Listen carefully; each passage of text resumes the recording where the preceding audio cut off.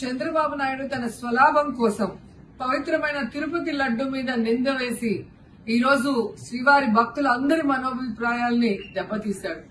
So మళ్లీ ఆ భక్తుల మనోభిప్రాయాల్ని పునరుద్దరించాలని, దానికి సుప్రీంకోర్టు కలుగజేసుకుని ఇది విచారించి నిజానిజాలు తెలపాలని మొదటి నుంచి మేము కోరుకుంటూనే ఉన్నాం.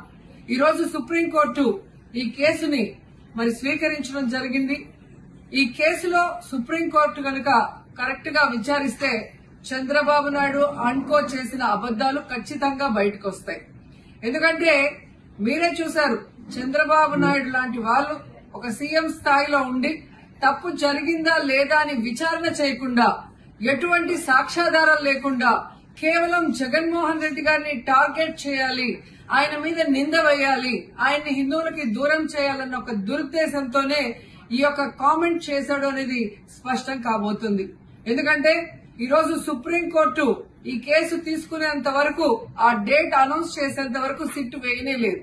అంటే ఉన్నత స్థాయి విచారణ ఎక్కొట్టాలి, ఉన్నత స్థాయి విచారణ జరిగితే తాను చెప్పిన అబద్దం బయటపడుతుందన్న భయంతో సిట్ ని హడావిడిగా ఏర్పాటు చేయడం మనం అందరం కూడా గమనించాలి. మొదటి నుంచి మాకు సిట్ మీద ఎందుకు నమ్మకం లేదు అంటే, తన పరిధిలో ఉన్న సిట్ ని చంద్రబాబు నాయుడు వేస్తే ఆల్రెడీ తను ఒక జడ్జిమెంట్ ఇచ్చేశాడు కాబట్టి దానికి లోబడే అధికారులు అబద్దాలు మాట్లాడతారు, నిజాలు చెప్పరు.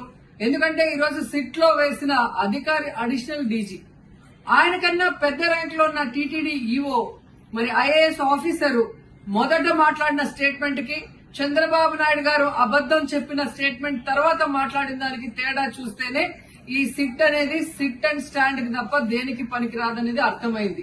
అందుకే మేము మొదటి నుంచి అడిగాము, సుప్రీంకోర్టులో విచారణ జరగాలి, సిబిఐకి డైరెక్షన్ ఇచ్చి విచారిస్తే ఖచ్చితంగా మత కల్లోలాలు సృష్టించాలనుకున్న చంద్రబాబు నాయుడు అన్కో అందరికీ కూడా బుద్ధి చెప్పే అవకాశం దొరుకుతుందని. సో ఈ రోజు విచారణ స్టార్ట్ అయింది.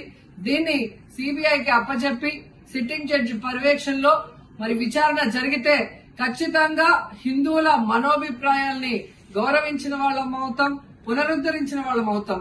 లేకపోతే చంద్రబాబు నాయుడు వేసిన ఈ నింద పవిత్రమైన లడ్డూని తినాలా వద్దా, దీంట్లో కలిసిందా లేదా అన్న అనుమానంతోనే భక్తులందరూ కూడా ఈరోజు లడ్డూ తినకుండా వెళ్లిపోతుంటే ఒక తిరుపతి అమ్మాయిగా చాలా బాధేస్తుంది. ఈ రోజే అలగర్ కోయిల్ మదురై దగ్గర దక్షిణ తిరుమల చాలా పవిత్రమైన టెంపుల్. ఇక్కడ భగవంతుడిని కోరుకున్నాను, ఖచ్చితంగా సుప్రీంకోర్టు ఇన్వాల్వ్ అయి ఈ కేసును విచారించాలి. తప్పు చేసిన వాళ్ళని, అలాగే అంటే తప్పుడు స్టేట్మెంట్ ఇచ్చిన వాళ్ళందరూ ఎంత పెద్ద పొజిషన్ లో ఉన్నా కూడా వాళ్ళని శిక్షించాలి అని భగవంతుడిని కోరుకున్నాను, సుప్రీంకోర్టుని కోరుకుంటున్నాను.